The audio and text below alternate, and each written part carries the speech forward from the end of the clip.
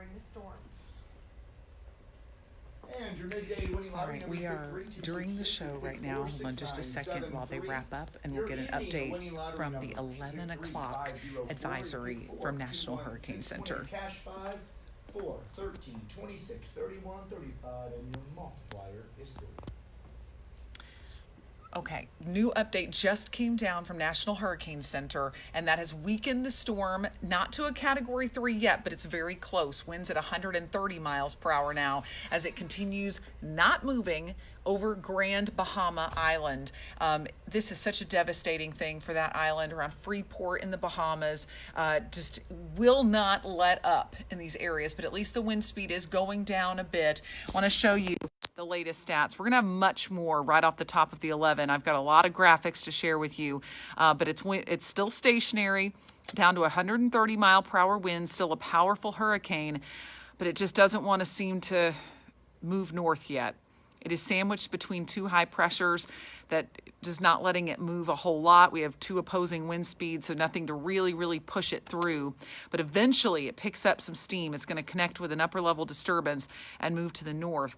The latest track does take it a little farther off the coast than it did before, but it's still a little too close for comfort for many spots. About 60 miles off the coast of Charleston. Right now it looks like it'd be about 50 to 60 miles off the coast of Myrtle Beach. So that would take some of the worst effects away from the coast.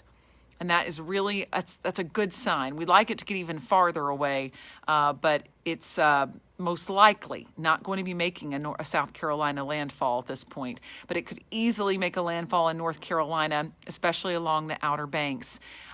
Ray said this is a very weird situation with this just sitting over the Bahamas, but it was expected. It was expected to get slower in movement.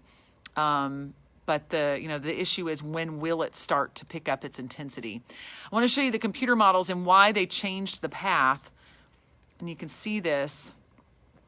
They're really in pretty decent agreement, but we've got about a 50-mile spread there, and that makes a big difference as to whether it takes this track or that track. We'll see major differences along the Carolina coast. If it's this far out, it's not going to be nearly as bad. So that's something we'll have to fine tune as we go further in time. But again, we'll have much more coming up on the 11 o'clock news. I just wanted to bring you the latest 11 o'clock update from National Hurricane Center. But we have the latest coming up on the 11 o'clock news, and I'll have a weather hit coming up in about 30 seconds, in fact. So I'll let you guys go, but be sure to join us when you can. And upstate areas, this track will keep everything away from us. We'll see some clouds, maybe a little bit of a breeze, but really I haven't seen anything over about 25 to 30 miles per hour gust-wise for us. So an inconvenient wind, that would be it for us in the upstate mountains in northeast Georgia. All right, well, we will keep you posted. It's 10:55. Join us at 11 for a complete update.